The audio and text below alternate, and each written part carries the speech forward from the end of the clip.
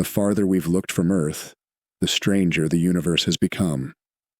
Among Saturn's retinue of moons, one stands apart, a frozen orange world cloaked in haze, where rivers run, seas glisten, and rain falls from methane clouds. Titan is both alien and hauntingly familiar. For centuries it has drifted in the deep cold, untouched by human hands. We have only glimpsed its shores through the eyes of machines. Yet in those images, we saw something more than a barren moon. We saw possibility. To reach Titan will mean crossing 1.5 billion kilometers of emptiness. It will mean surviving in a place colder than any winter on Earth, where steel becomes brittle and oxygen must be made from the ice beneath our feet. And yet, if we can endure, Titan may be the closest thing to another Earth that we will ever find in the outer solar system. This is the story of how we could get there, how we could live there, and how, in the distant future, a city might rise under Saturn's eternal shadow. Time frame: present day to late 21st century. Our first steps toward Titan began long before anyone ever dreamed of breathing its air. It started in observatories, through glass lenses and metal mirrors, when Titan was no more than a pale, blurred point drifting beside Saturn. Over the decades, the image sharpened. Here was a world wrapped in haze, with an atmosphere thicker than Earth's, and a chemistry so strange that it rewrote what we thought a moon could be. The Cassini-Huygens mission was the first true encounter. Cassini circled Saturn for years, sending back ghostly images of Titan's clouds and lakes. In January 2005, the Huygens probe fell through that golden-orange sky. It drifted for hours, carried by parachutes, sampling the air, thick nitrogen, streaked with methane. The surface came into view, a shore scattered with rounded pebbles of ice, frozen so hard they might as well have been stone. Beyond lay channels carved by rivers of methane and ethane, winding toward a sea that glinted under Saturn's dim light. That landing changed everything. The data showed that Titan was not static. It had weather, rain, seasons. The air might be too cold to breathe, the seas too toxic to drink, but in its patterns and processes, Titan mirrored Earth in miniature. Over the next decades, robotic submarines explored the methane lakes, sending sonar maps of alien shorelines. Orbital craft charted Titan's poles, its dune fields, its cryovolcanic domes. Each mission left behind more than just data. It left breadcrumbs for the engineers who would follow, markers for where a human outpost might one day stand. But the obstacles were brutal. Temperatures that froze steel brittle. A sun so faint that solar power would be all but useless. A distance so vast that communication lag would stretch to over an hour round trip. The first human journey would demand not only a new kind of spacecraft, but a new kind of thinking about survival itself. And so, by the close of the 21st century, the picture was clear. Titan was no longer a distant curiosity, it was a destination. A place where human footprints would one day press into frozen ground beneath the shadow of the rings of Saturn. Getting to Titan was never going to be simple. The distance itself is staggering, over 1 billion kilometers from Earth. Even at their closest, Earth and Saturn are separated by nearly 10 times the gap between Earth and the Sun. With conventional rockets, the trip would take close to a decade. Too long for fragile human lives in a cramped capsule. So the engineers set to work. Nuclear thermal engines were tested first. Hydrogen propellant superheated by fission reactors. These shortened travel times, but still not enough. Next came prototypes of fusion drives harnessing the same reactions that power the stars. If successful, these could carry a crew to Titan in just over 2 years, instead of 10. That difference was the line between possible and impossible. But propulsion was only the start. Crews would need to live in space for years, shielded from cosmic rays and solar storms. Early designs encased habitats in layers of water and polyethylene. materials that absorbed deadly radiation while doubling as storage. Entire rotating sections of the ship were added to simulate gravity, keeping bones and muscles from wasting away. Then came the question of descent. Titan's thick atmosphere would crush and burn any craft not designed for it. Engineers proposed giant heat shields to slow entry, followed by massive aerobrakes that could ride the haze like parachutes. The final landers would need legs strong enough to support tons of machinery on ice as hard as granite. By the dawn of the 22nd century, the blueprints began to resemble ships that could actually sail. Not one vessel, but entire fleets, long-haul carriers, fuel depots parked in Saturn's orbit, landers built to endure Titan's deep cold. For the first time, the vision of a crewed journey stopped being speculation. Humanity was beginning to believe it could be done. The proving stage was nearly complete. All that remained was the will to launch. The day humanity first set foot on Titan was unlike any other in the history of exploration. For years, ships had crossed the void, testing engines, perfecting life support, proving that the journey could be endured. Now, at last, a crew would descend into Titan's endless haze. The landing craft separated from its carrier above Saturn's rings, dropping into Titan's thick atmosphere. From the cabin windows, the crew could see nothing but an endless blur of orange, a sky that seemed to swallow light. Plasma flared along the heat shield as the craft slowed. Then came the parachutes, massive, layered canopies unfurling into the dense air, dragging the vessel gently down. The descent was long, almost dreamlike. Hours passed as instruments traced the pressure, the temperature, the winds. Then, through the haze, a surface appeared, a frozen plain scattered with rolling dunes, and in the distance the dark reflection of a methane lake. Hydraulic legs braced. With a final shudder, the lander touched the ice. When the hatch finally opened, the first humans stepped down onto Titan. The ground crunched under their boots, water ice as hard as stone. Their breath fogged the inside of their visor as they looked across a world bathed in gold twilight where Saturn loomed enormous on the horizon. For the first time, Titan was no longer a mystery glimpsed by machines. It was a place where humans stood, fragile and alive, on another shore of the solar system. The crew quickly set to work. Portable nuclear generators were unfolded from the lander, anchoring the first trickle of power into the outpost. Instruments were deployed to sample the soil and air, checking against the data robots had sent decades earlier. A test greenhouse, no larger than a tent, began its trial. Lettuce and potatoes under LED light, shielded from the bitter cold. It was not home.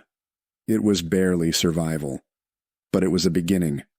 The moment humanity crossed the threshold from dreamers to settlers on Titan. The first landing was proof of possibility. The next step was permanence.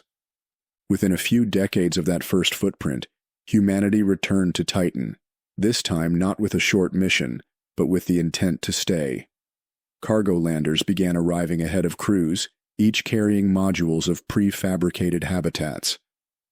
They were designed to be buried under meters of Titan's ice, insulating them from the brutal cold and shielding them from cosmic radiation. The outpost took shape, slowly. At first, it was little more than a cluster of pressurized domes connected by tunnels. Power came from compact nuclear reactors, humming steadily in the deep freeze. The air was generated by splitting Titan's abundant water ice into oxygen and hydrogen, while methane from nearby lakes was harvested for fuel. The settlers began to experiment with food. Greenhouses were expanded from tents into pressurized chambers, lined with arrays of LEDs tuned to the perfect spectrum. Crops grew under artificial suns, watered with melted ice and fertilized with carefully recycled waste. It was never abundant, but it was fresh, something no resupply mission from Earth could replace. Life was harsh, the sky never cleared. The golden haze was constant, dimming Saturn into a looming silhouette above the horizon. Outside, the cold was merciless. A single mistake in a suit or a reactor could mean the end. But each season the outpost held, confidence grew. By the end of the 22nd century, Titan was no longer only a place visited.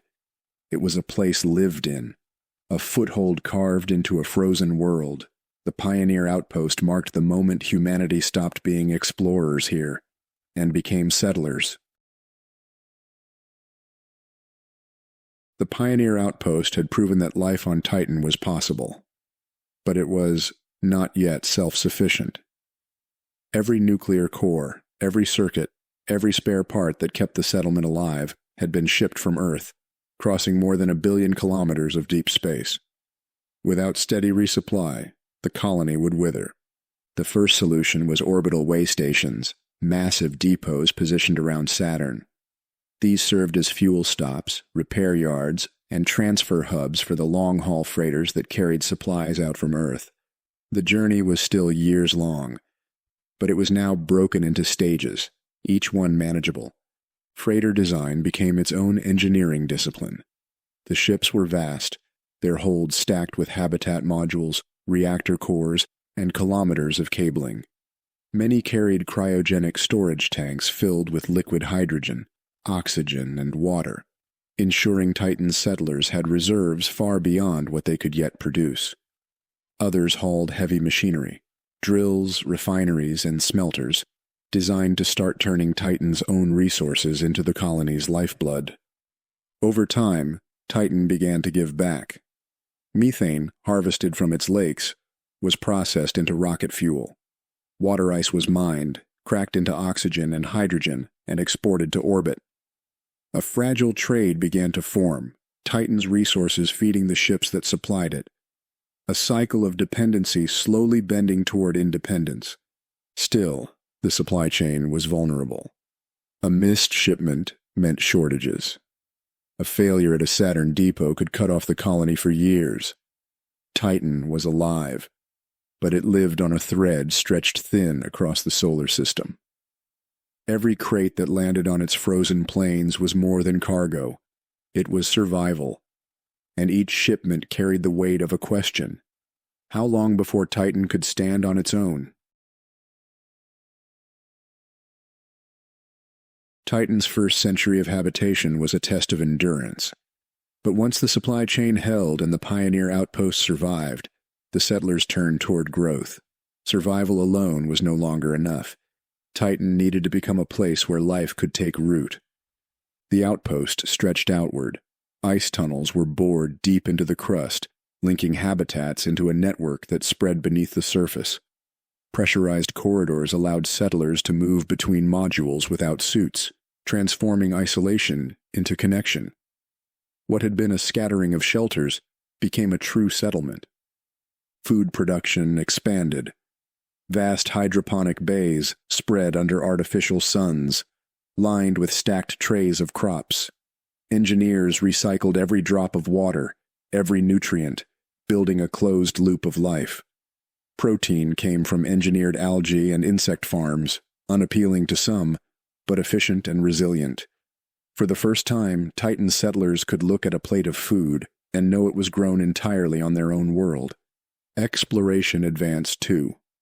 New rovers crawled across the icy plains while submarines plunged into Krakenmeer and Ligeia, charting alien depths in detail no robot had ever achieved before.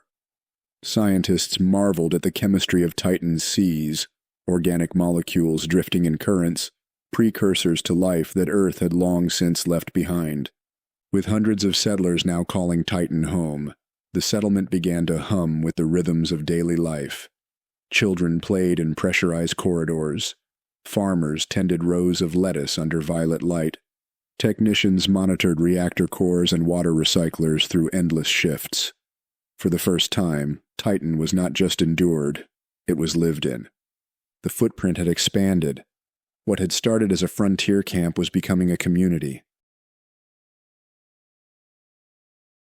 Titan was never gentle. Even after a century of survival, the cold pressed in at every seam. Steel became brittle.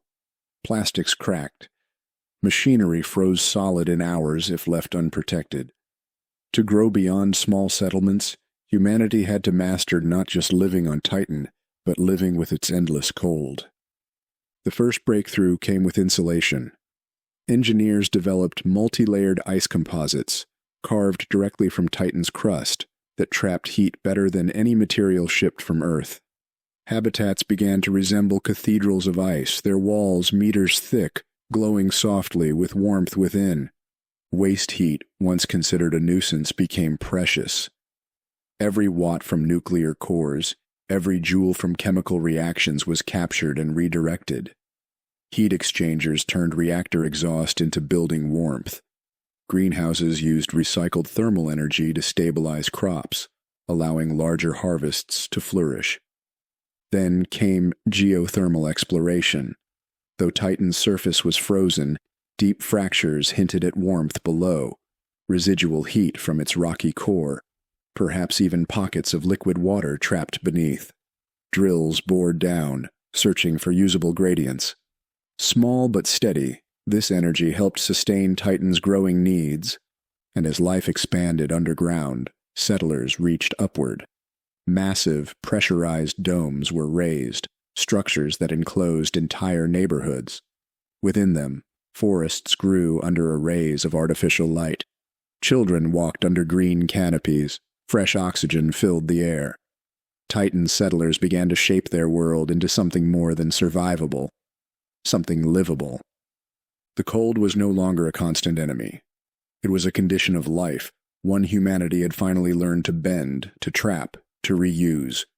With that victory, Titan stood ready for the next leap, the birth of a true city. By the middle of the 24th century, Titan had outgrown its origins as a string of connected tunnels and domes. Its population swelled into the thousands. Families arrived not to test the frontier, but to settle, to raise children, to build lives that stretched beyond survival. With them came a new ambition. Titan would no longer be a scattered outpost. It would become a city. The first step was power. A fusion plant was constructed, its reactors glowing beneath layers of ice. For the first time, Titan's energy was abundant, not rationed. Industries sprang up, methane refineries, polymer workshops, advanced laboratories. Titan was no longer a drain on Earth. It was beginning to sustain itself. Urban planning followed. Instead of scattered domes, the city was laid out in districts, each under vast, translucent shells that enclosed entire neighborhoods. Inside, pressurized air carried warmth and oxygen. Forest parks and water reservoirs were woven into the layout, giving settlers a reminder of Earth even as they built their own identity under Saturn's gaze. Transportation transformed the settlement. Enclosed trams and aerial lifters moved settlers between districts, all sealed against Titan's atmosphere. Above, orbital elevators and landing pads became gateways to Saturn's system. Trade routes tied Titan to the other moons, to mining stations on Enceladus and Rhea, to fuel depots high above Saturn's clouds. The city was alive. Its lights glowed through the haze, casting long golden reflections across frozen plains. For the first time, Titan was not only habitable, it was thriving. By the 25th century, Titan was no longer only a colony, nor even just a city. It was a civilization, born in Saturn's shadow, shaped by cold, haze, and endurance. What began as a foothold had become a world unto itself. The city expanded under enormous interconnected domes, each housing thousands of settlers. Pressurized transport lines linked them like arteries, carrying people and goods between districts. Beneath the surface, tunnels stretched for kilometers, lined with farms, reservoirs, and factories. Titan was no longer fragile. It was self-sufficient. Its reactors, its refineries, its food systems all drew directly from the moon itself. But self-sufficiency was more than engineering. A culture was forming, distinct from Earth. Generations who had never set foot on their ancestral planet grew up under Titan's orange skies. Their lives were measured not in days and nights, but in long stretches of twilight. Music, literature, and architecture reflected the slow rhythm of methane rains and the pale arc of Saturn hanging eternal above them. Trade routes flourished. Titan's chemical industries exported polymers and fuels, while its spaceports launched vessels deeper into the outer solar system. Colonists from Enceladus, Iapetus, and beyond traveled through Titan's hubs. The city's voice grew louder in interplanetary councils, no longer as an outpost pleading for support, but as a peer demanding recognition. The settlers had once been explorers, then survivors. Now they were citizens of a new world, living, thriving, and shaping their own destiny beneath Titan's unbroken haze. Centuries after the first probe touched Titan's surface, the world had transformed. What began as a dream of scientists and engineers had become a reality. Titan was alive with people, culture, and purpose. By the 27th century, the moon no longer thought of itself as a colony of Earth. It had its own economy, its own institutions, its own voice in the affairs of the solar system. Its industries supplied not just Saturn's orbit, but expeditions deeper into the Kuiper Belt. Its cities glowed beneath the haze, linked in a lattice of domes, tunnels, and orbital elevators. But Titan's true legacy was not its technology. It was the endurance of the human spirit. Generations had been born and lived entire lives under Saturn's shadow, never knowing the blue skies of Earth. And yet, they thrived. They wrote poetry about methane rains, painted Saturn's rings in colors Earth had never seen, built music from the rhythms of methane seas slapping icy shores. From a distant world of cold and haze, humanity had built something lasting. A society that looked not backward, but forward. Titan was no longer a test of survival. It was a home. And in the long arc of history, perhaps that is how our species will be remembered, not only as children of Earth, but as settlers of Titan, a world that taught us how to live in places once thought impossible.